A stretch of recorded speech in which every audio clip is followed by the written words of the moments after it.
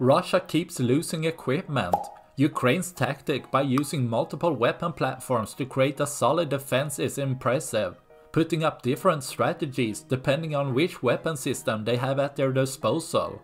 Ukraine keeps using drone, artillery, mines and anti-tank weapon system to great effect, often combining these in attack or defense.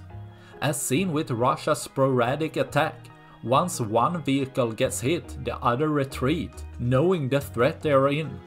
As seen, Ukraine used a high-penetration anti-tank, possibly Stugna-P missile, to take out a Russian BMP that was actually laying down suppressive fire. With this, a BMP trying to reinforce Russia's position, but quickly retreat once the first BMP is taken out of battle.